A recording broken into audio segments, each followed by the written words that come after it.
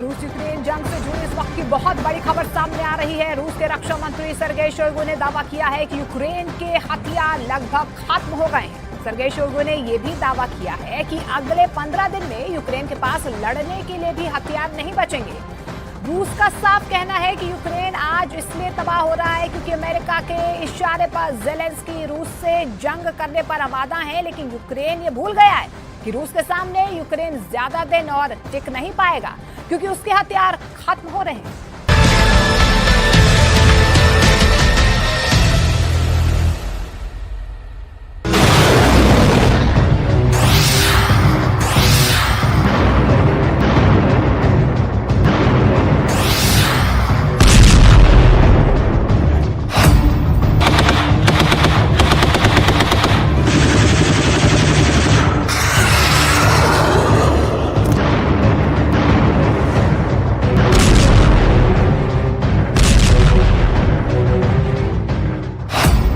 Zelensky के गद्दारों ने बेचे मिसाइल, टैंक, तोप।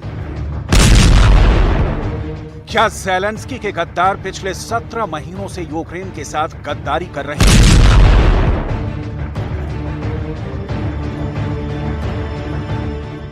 क्या ज़ेलेंस्की के घूसखोर जनरलों की वजह से ही यूक्रेन रूस से जंग नहीं जीत पा रहा है?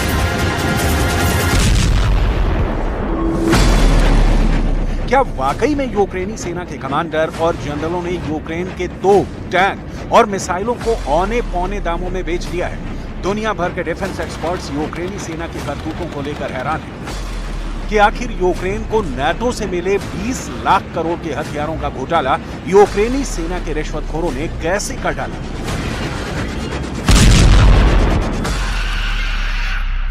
हम आपको वो रिपोर्ट दिखाने जा रहे हैं जहां ज़ेलेंस्की ने सेना में शामिल सभी घूसखोर कमांडर और जनरलों को फौज से निकालकर बाहर फेंक दिया है। जरा ज़ेलेंस्की का गुस्से से तमतमाता ये चेहरा देखिए। यूक्रेन की राजधानी कीव में हुई बेहद हाई प्रोफाइल मीटिंग में ज़ेलेंस्की ने चुन चुनकर यूक्रेन के हथियारों का सौदा और घोटाला करने वाले अफसरों को ठिकाने लगा दिया है। हम आपको ज़ेलेंस्की के एक्शन से जुड़ी पूरी रिपोर्ट आगे दिखाने जा रहे हैं। ज़ेलेंस्की ने पकड़ा यूक्रेन की हार का घोटाला।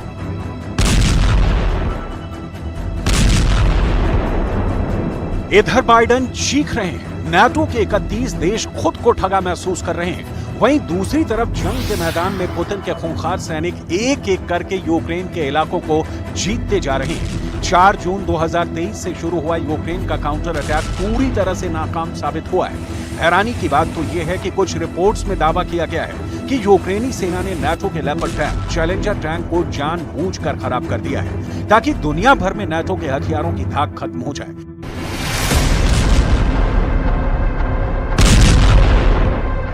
यूक्रेन के कमांडर इतने बड़े रिश्वतखोर और घूसखोर निकले कि उन्होंने रूस के एजेंटों से पैसा लेकर अपने देश को हराने का ठेका तक ले लिया। रूस के रक्षा मंत्री से लेकर जनरल और कमांडर तक नाटो के हथियारों को खा गए।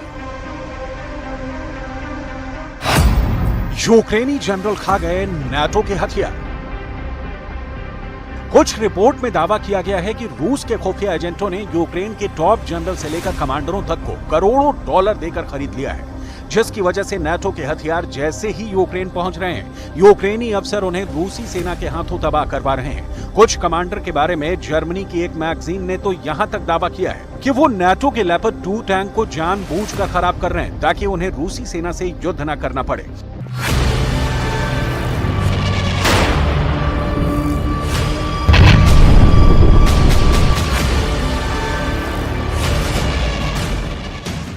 इधर पुतिन की सेना चुन चुनकर नाटो के टैंक, तोप और रॉकेट सिस्टम पर भयानक हमला करके उन्हें जला रही है। पुतिन कई बार कह चुके हैं कि जिस तरह से रूसी सेना ने नाटो के टैंकों को जलाया है, ठीक उसी तरह से रूस यूक्रेन को अमेरिका से मिलने वाले F-16 फाइटर जेट को भी जलाकर राख कर देगा। अब आप ये जान लीजिए कि भयानक युद्ध के बीच यूक्रेन का युद्ध घोटाला पकड़ने के बाद राष्ट्रपति ज़ेलेंस्की ने क्या बड़ा एक्शन लिया है। डकार गए 20 लाख करोड़, हार गया यूक्रेन। युद्ध के बीच में जेलेंस्की ने बहुत बड़ा हाई प्रोफाइल घोटाले को पकड़ा है। जेलेंस्की ने दावा किया है कि सेना से जुड़े सभी प्रकार के भ्रष्टाचार में शामिल सभी अधिकारियों को बर्खास्त कर दिया गया है। रिपोर्ट्स के मुताबिक जेलेंस्की ने यूक्रेनी सेना में भर्ती के लिए जिम्मेदार सैन्य भर्ती अधिकारियों को तत्काल प्रभाव से बर्खास्त कर दिया है।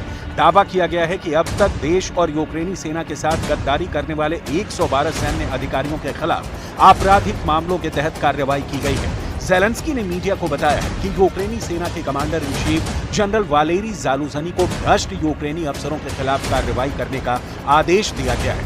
अभी यूक्रेन के 33 अफसर ऐसे हैं जिन पर रिश्वतखोरी, हथियार घोटाले के आरोप लगे हैं। उन्हें भी सेना से बाहर निकालने की जोरदार तैयारी चल रही है।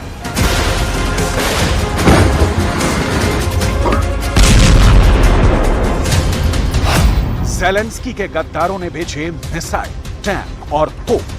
Наші рішення наступні. Звільняємо всіх обласних воєнкомів. Керувати цією системою мають люди, які точно знають, що таке війна і чому цинізм та хабарництво у час війни – це державна зрада. Натомість воїни, які пройшли фронт або які не можуть бути в окопах, бо втратили здоров'я, втратили кінцівки, але зберегли свою гідність та не мають цинізму, їм можна довірити цю систему комплектування. अब आप ये भी जान लीजिए कि भयंकर युद्ध के बीच में रिश्वतखोर और घोटालेबाज यूक्रेनी सैन्य अफसरों की वजह से यूक्रेन को कितना नुकसान हुआ है। कुछ रिपोर्ट के दावों के मुताबिक रूस ने यूक्रेन के पास मौजूद नाटो के 30% हथियारों को पूरी तरह से तबाह और बर्बाद कर दिया है। यूक्रेनी सेना भी मानने को मजबूर हुई है कि यूक्रेन के पास मौजूद नाटो के 30 से 31% हथियार मरम्मत के लिए कारखाने भेज दिए गए हैं। अब सवाल उठता है कि अगर 60 से 61% नाटो के हथियार यूक्रेन युद्ध में नहीं इस्तेमाल कर पा रहा है, तो फिर बचे हुए 40% नाटो के हथियारों से यूक्रेनी सेना जंग कैसे जीतेगी? शायद यही वजह है कि यूक्रेन अभी तक बखमूत पर दोबारा कब्जा नहीं कर पाया है। शायद यही वजह है कि रूस ने यूक्रेन के पूर्वी इलाके में 35% इलाके पर कब्जा कर लिया है। शायद यही वजह है कि रूस ने दक्षिणी यूक्रेन और दक्षिण पूर्वी यूक्रेन के 20% इलाके पर पूरी तरह से कंट्रोल कर लिया है। और यही सबसे बड़ी वजह है कि अमेरिका, फ्रांस, ब्रिटेन, जर्मनी जैसे नाटो देशों का भरोसा यूक्रेनी सेना और जेलेंस्की से पूरी तरह से उठ चुका है। इसीलिए इन नाटो देशों ने भारी हथियार और लंबी दूरी की मिसाइलें अभी तक यूक्रेन नहीं पहुंचाई हैं। जानकारों के मुताबिक इसीलिए जेलेंस्की ने कैमरे के सामने अपने देश के भ्रष्ट सैन्य अफसरों को बर्खास्त किया है, ताकि नाटो का भरोसा यूक्रेनी सेना और यूक्रेन पर बना रहे। यूक्रेनी जनरल खा गए नाटो के हथियार। Одеська, Київська, Львівська. Хтось брав готівкою, хтось криптовалютою. Хіба що в цьому різниця? Цинізм всюди однаковий. Незаконне збагачення, легалізація незаконно отриманих коштів, неправомірна вигода, незаконне переправлення військовозобов'язаних через кордон. राष्ट्रपति जेलेंस्की भले ही अपने सैन्य अफसरों पर सख्त कार्रवाई करने का दावा कर ले कि वो यूक्रेनी सेना में किसी भी घूसखोर और भ्रष्ट अफसरों को टिकने नहीं देंगे, लेकिन अब बहुत देर हो चुकी है। दुनिया भर में मौजूद वॉर एक्सपर्ट्स तक कहने लगे हैं कि यूक्रेन को रूस ने नहीं हराया है, यूक्रेन को यूक्रेनी सेना हरा रही है। डॉलर का लालच, रूबल का चस्का यूक्रेनी अफसरों को अंधा बना चुकी है। उन्होंने यूक्रेन की मौत का सौदा कर लिया है। हालात ये हो गए हैं कि एक तरफ रूस चुन चुन कर नाटो के हथियारों को तबाह कर रहा है, तो वहीं दूसरी तरफ 4 जून के बाद से सिर्फ 60 दिन के अंदर 43,000 से ज्यादा यूक्रेनी सैनिक रूसी सेना पर हमला करते वक्त मारे गए हैं। रूसी सेना के पास यूक्रेनी सेना के एक हथियारों और उनकी लोकेशन की इतनी सटीक जानकारी पहुंच रही है, जिसकी वजह से रूस पॉइंट ब्लैंक रेंज से यूक्रेनी सेना पर हमला कर रहा है। हैरानी की बात तो यह है कि जहां यूक्रेन पूरी दुनिया को डंके की चोट पर बता रहा है कि उसने रूस के 2,54,000 के करीब सैनिकों को 17 महीने से ज्यादा की जंग में मार डाला है और रूस हार रहा है, वहीं हकीकत में यूक्रेन जंग हार रहा है। अब आप ये भी जान लीजिए कि यूक्रेन की जीत का दावा करने वाले अमेरिका के टॉप नेताओं को क्यों कहना पड़ रहा है कि यूक्रेन रूस से जंग हार रहा है और यूक्रेन को अब सरेंडर की तैयारी करनी पड़ेगी। हम आपको अमेरिका के कांग्रेसमैन माइक क्विगली का बयान दिखाते हैं, जो उन्होंने अमेरिका के CNN चैनल पर दिया है। जरा देखिए अमेरिका के कांग्रेसमैन माइक क्विगली ने यूक्रेन जंग पर क्या खुलासा किया है। रूस यूक्रेन जंग को लेकर अमेरिकी डेमोक्रेट माइक क्विगली ने यूरोप में अमेरिकी कमांडरों से मुलाकात की। अमेरिकी कमांडरों को खुफिया रिपोर्ट के आधार पर क्विगली ने बताया, यूक्रेन के हालात बेहद गंभीर हो चुके हैं। यूक्रेन की क्षमता पर अमेरिका विश्वास खो रहा है। यूक्रेन के काउंटर अटैक के सफल होने की संभावना नहीं है। यूक्रेनी सेना का काउंटर अटैक रूस की पहली रक्षा पंक्ति को भी तोड़ने में सफल नहीं हो पाया है। अब हालात बेहद गंभीर हैं। कीव को मॉस्को से बातचीत करनी पड़ेगी। माइक क्विगली ने अपने दावों में यहां तक इशारा कर दिया है कि यूक्रेन को सरेंडर करना पड़ सकता है।